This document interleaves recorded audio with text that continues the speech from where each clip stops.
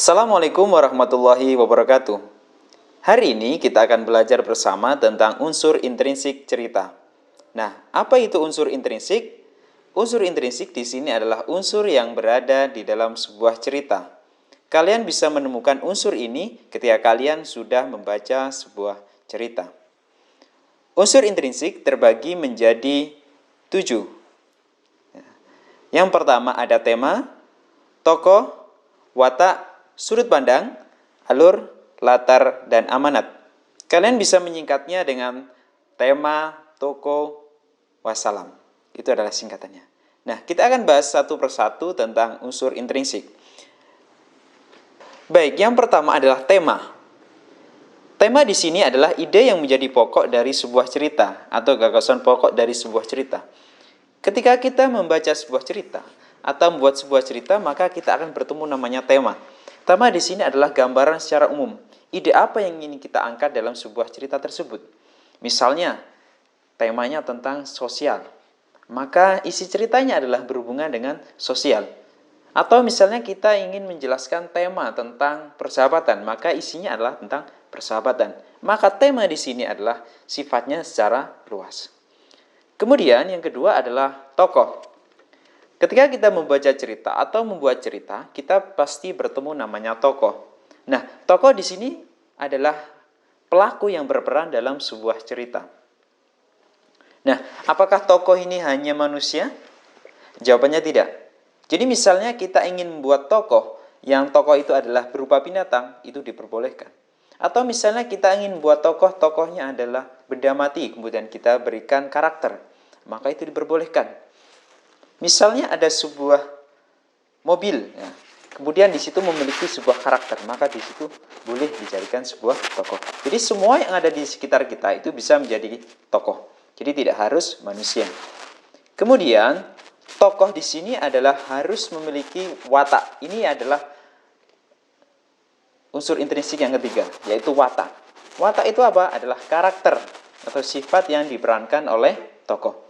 Jadi ketika kita membuat sebuah tokoh, maka di situ kita juga harus memberikan watak kepada tokoh yang ada di dalam sebuah cerita.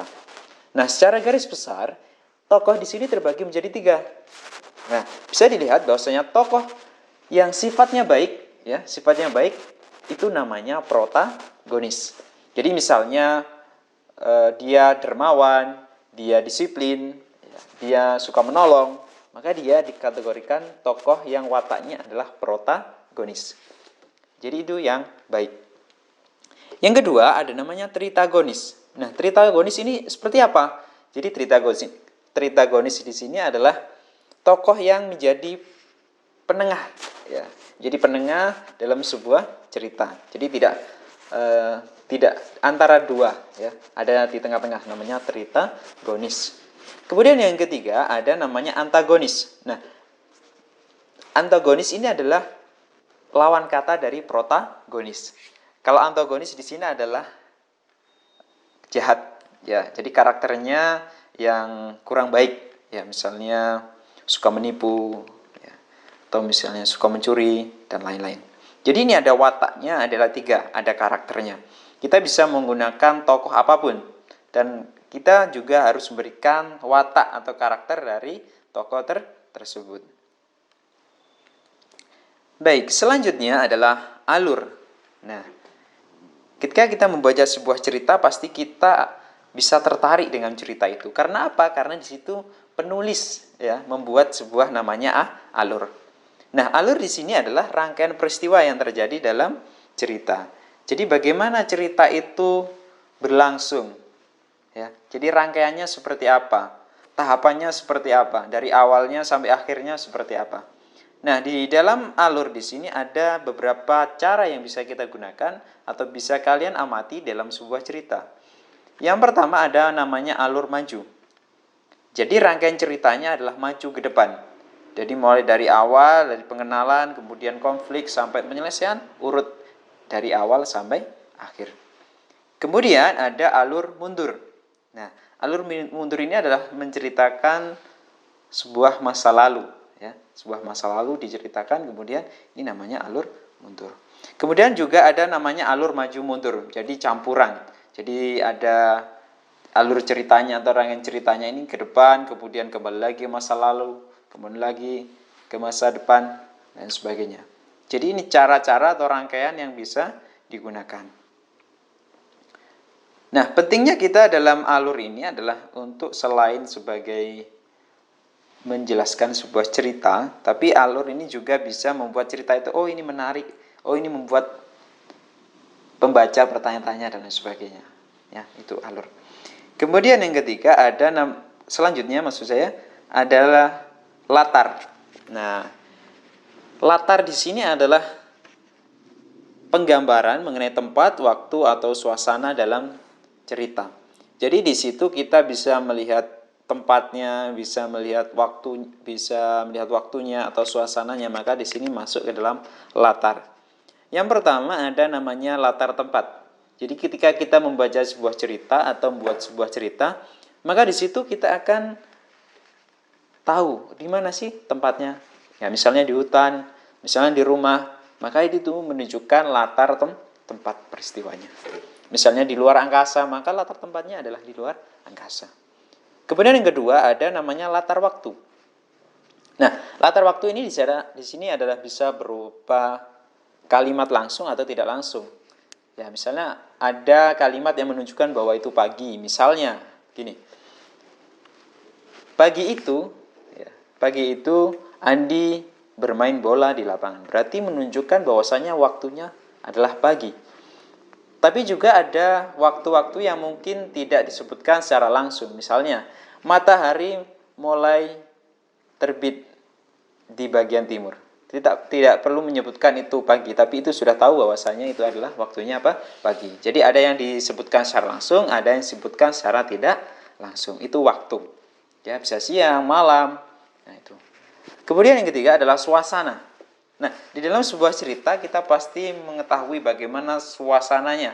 Apakah bahagia, apakah sedih, apakah di situ kacau, khawatir dan lain sebagainya, maka kita bisa melihatnya suasananya bagaimana yang dialami oleh tokoh atau keadaan di sana. Itu namanya latar suasana. Nah, selanjutnya ini adalah sudut pandang. Nah, sudut pandang di sini adalah gaya penceritaan dari seorang pengarang dalam sebuah cerita. Nah, di sini yang saya jelaskan ada dua. Yang pertama ada sudut pandang orang pertama, yang kedua ada sudut pandang orang ketiga. Nah, perlu dipahami bahwasanya secara sederhana bisa kita pahami bahwasanya sudut pandang orang pertama ini bisa dikategorikan dengan penggunaan kata aku atau keakuan. Nah, sudut pandang orang pertama ini adalah seolah-olah kita sendiri yang bercerita. Itu keakuan. Contohnya misalnya begini, di contoh, aku tak menyangka kalau hari ini mendapatkan kejutan dari sahabat-sahabatku pada hari ulang tahunku. Maka sudut pandang orang pertama adalah seolah-olah menceritakan dirinya sendiri. Itu keakuan. Sedangkan sudut pandang orang ketiga itu ditandai dengan kata ganti dia atau nama orang. Ya, atau kata ganti lah. Gitu. Misalnya, Ardi tak menyangka kalau hari ini mendapatkan kejutan dari sahabat-sahabatnya. Maka Ardi nama orang di sini adalah menjelaskan orang lain.